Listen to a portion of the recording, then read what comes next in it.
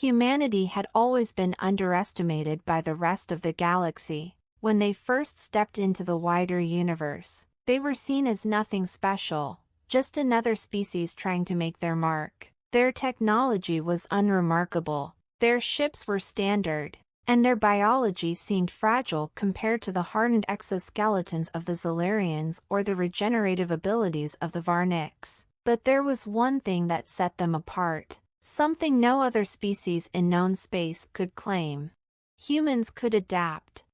It wasn't immediately obvious. When the first wars broke out between humanity and the other expansionist species, humans suffered heavy losses. The Varniks, with their advanced energy weapons, cut through human defenses with terrifying ease. Plasma bolts seared through flesh and steel alike. The Zolarians' ion disruptors shut down entire fleets, leaving ships floating helplessly in the void. The Kroganthi, a race of towering, insectoid warriors, used directed energy pulses that could fry nervous systems on impact. Humanity had no defense against such weapons, at first.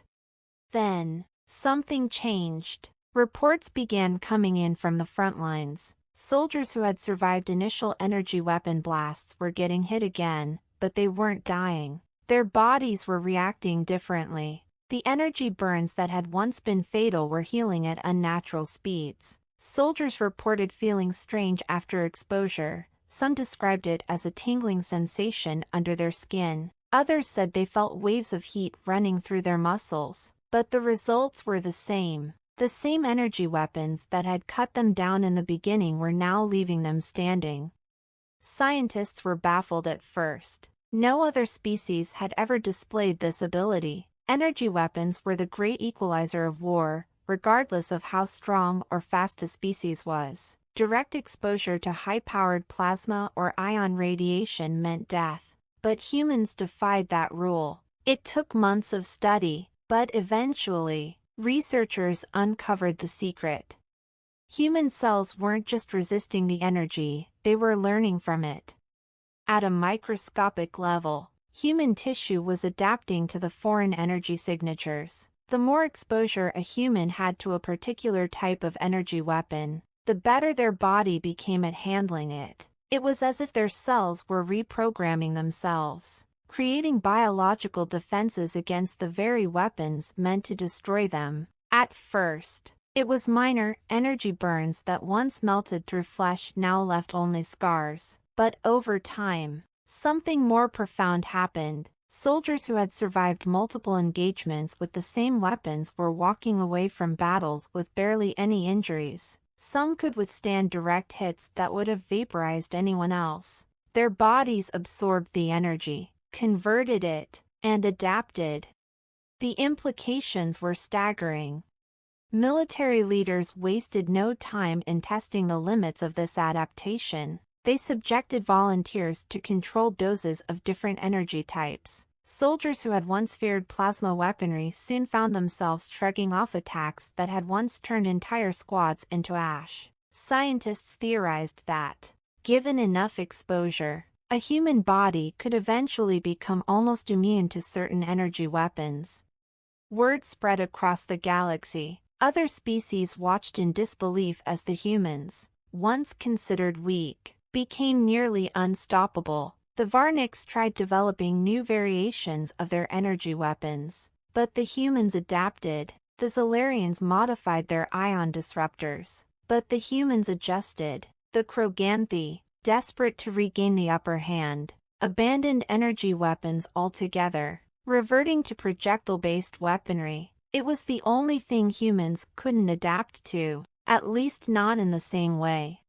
Wars that had once been fought with precision energy strikes turned into brutal, close-quarters battles. The enemies of humanity had to change their tactics, relying on sheer numbers and overwhelming force. But even that was failing. Human soldiers, once the weakest on the battlefield, were now the most feared. They could take hit after hit and keep moving forward, adapting to whatever was thrown at them.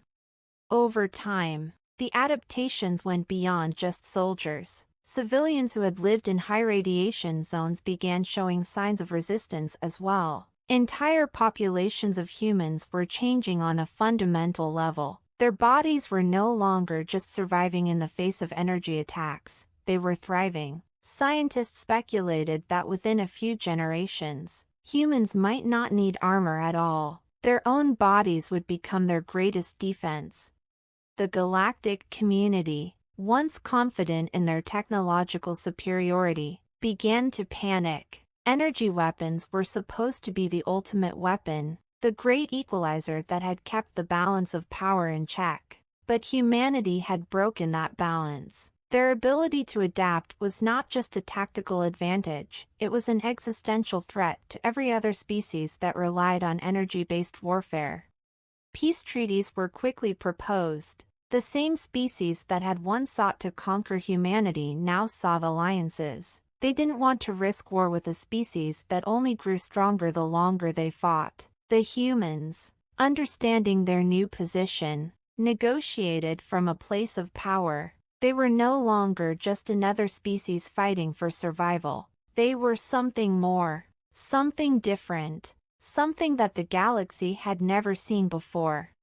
And so, the wars ended. Humanity had proven its place in the universe, not through superior technology or sheer numbers, but through the one thing no other species could match, the ability to adapt. The galaxy had learned a hard lesson against humanity. Energy weapons were no longer the answer. They were the fuel.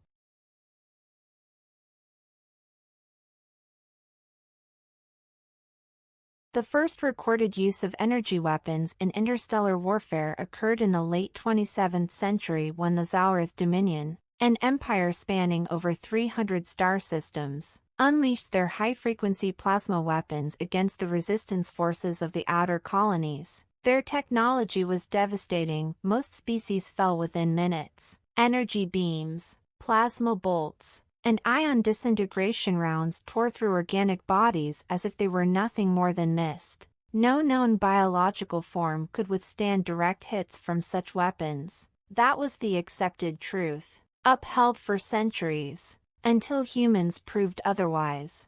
Humans had always been considered a peculiar species by the larger galactic community. They lacked natural armor. They had no venom, no psychic abilities, no regenerative properties beyond slow cell repair. Yet, somehow, they thrived. They adapted to extreme environments, endured hardships that wiped out entire civilizations, and displayed a resilience that defied logic. When the Zalrith Dominion invaded the Sol system, they expected an easy conquest. They were mistaken.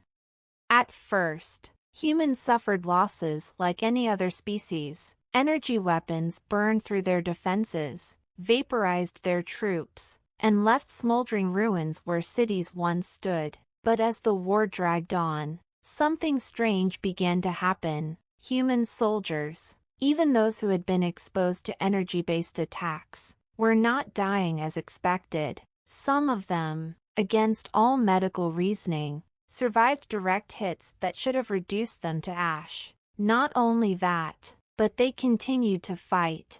Their wounds, instead of festering or leading to immediate fatality, began healing at a rate previously unseen in their kind.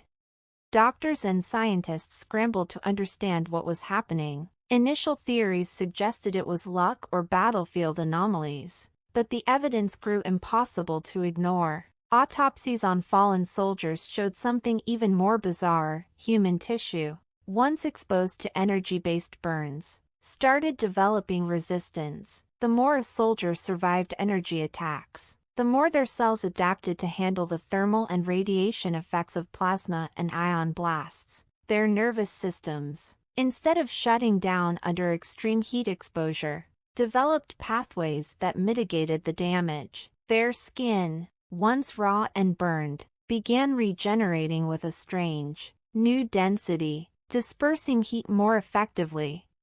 The breakthrough came when a research team at the Lunar Defense Institute examined a survivor who had endured 4 direct plasma strikes. His body temperature should have been lethal, Yet he was conscious, breathing, and able to move. Microscopic analysis revealed an unnatural thickening of the skin's molecular structure, an increase in melanin-like compounds that diffused energy absorption, and a metabolic rate that converted excess radiation into a form of harmless byproduct excretion. The energy weapons were no longer as effective. The human body had found a way to fight back. It was not an overnight transformation. Soldiers who had already fought for months showed the most resistance. New recruits, however, remained just as vulnerable as before. It became clear that this adaptation was not an inherent trait but a forced biological response. Exposure over time led to a shift in the body's defense mechanisms. Scientists rushed to understand if this could be replicated artificially. Some speculated that genetic modifications or controlled exposure therapy could accelerate the process. But war does not wait for science to catch up. The only way to adapt was to survive. As the months turned into years, the battlefield changed. Where once human soldiers were cut down in droves by energy weapons, now they stood and fought. Zaurith warlords noticed their most advanced weapons were losing effectiveness. Plasma rifles that once melted through flesh now left little more than superficial burns. High-energy disintegration rounds, meant to tear enemies apart on a molecular level, now only inflicted severe but survivable wounds. Frustration turned to desperation as the Zaurith Dominion increased the intensity of their attacks, only to watch human forces endure what should have been impossible. The turning point came in the Battle of Epsilon Prime, a crucial human stronghold. Epsilon Prime had been under siege for months, its defenses slowly crumbling. The Zaurith launched a final, all-out assault, confident that their superior firepower would wipe out the remaining resistance. Instead, they encountered a nightmare. Human soldiers, hardened by endless energy exposure, stood in the open and took hits that should have killed them instantly. They fought back with brutal efficiency, no longer fearing the very weapons that had once been their greatest weakness. When the Zaurith retreated, it was not out of strategy but out of sheer horror.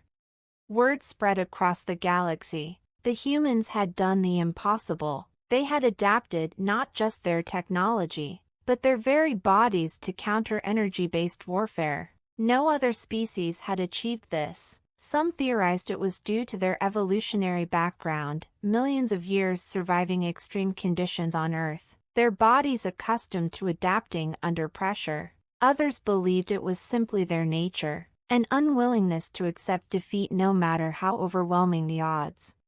The war did not end that day, but its outcome had been decided. The Zaurith Dominion, unable to counter humanity's growing resistance, suffered defeat after defeat. Their technological superiority had been neutralized by something no scientist, no strategist, and no warlord could have anticipated: human biology itself.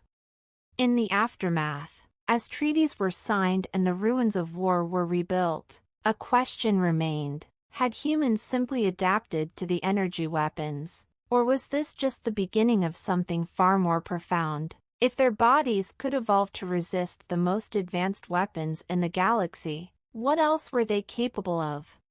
The galaxy had learned a lesson that day. Against all odds, against all logic, against even the fundamental laws of biology, humans had once again done what no one believed possible. They had survived, adapted, and thrived. And if history had proven anything, it was that humanity's potential was far from reached.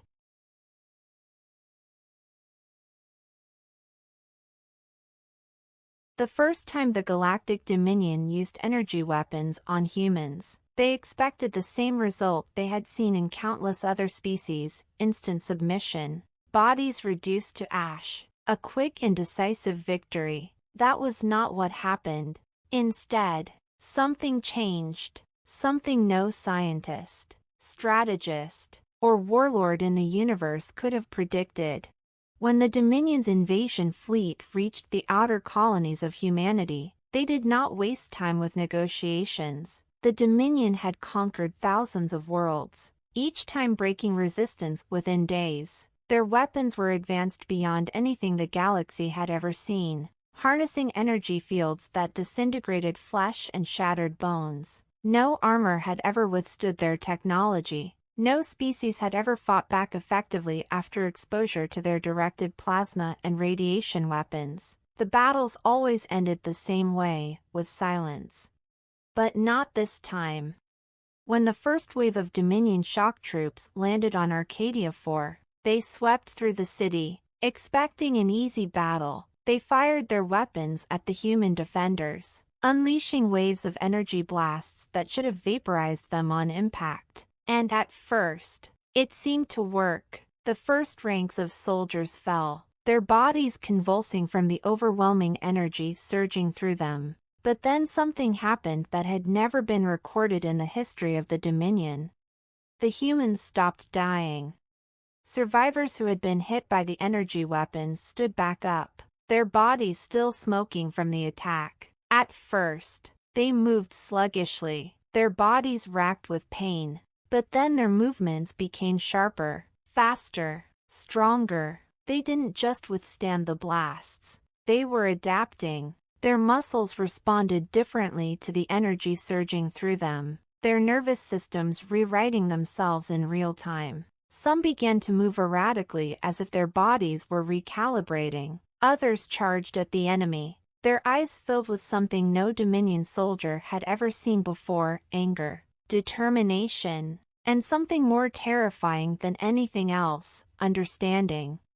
The Dominion commanders watching from orbit dismissed it as an anomaly, an unfortunate quirk of biological resistance. They ordered more firepower, thinking they could simply overwhelm the humans. They increased the intensity of their weapons, bombarding the battlefield with concentrated energy bursts designed to reduce anything organic to dust. Yet, to their growing horror, the more they fired, the harder it became to kill the humans.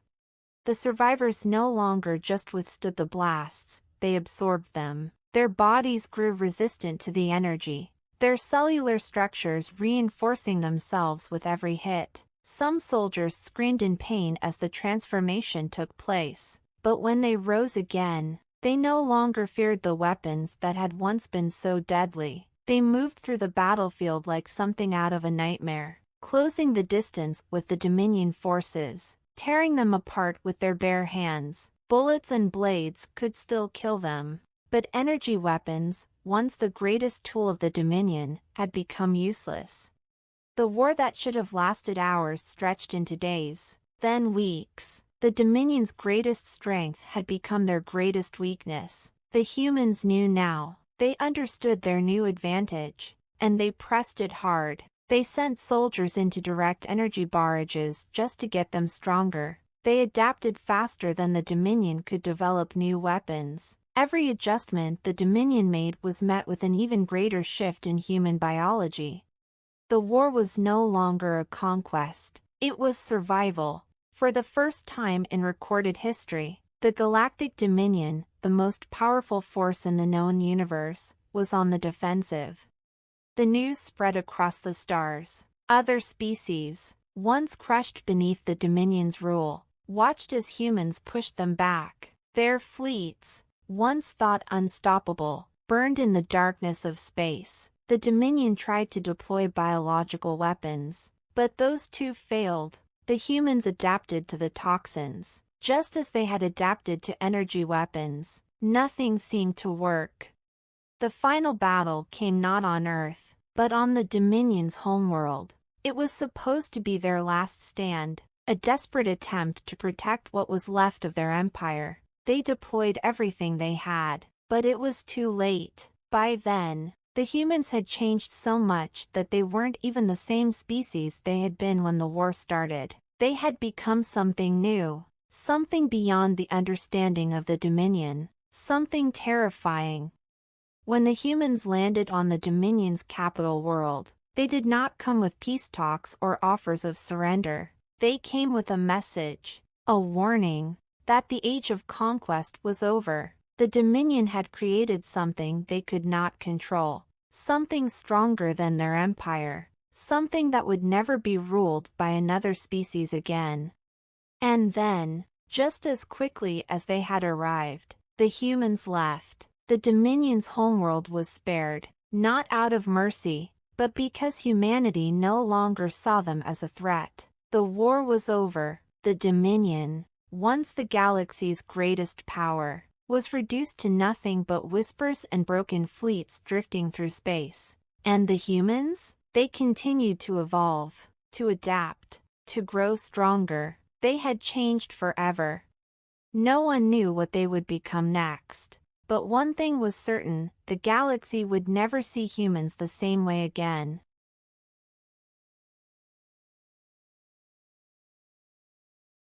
The first energy weapons used in war came from the Zalreth, an empire that had ruled the stars for over 5,000 years.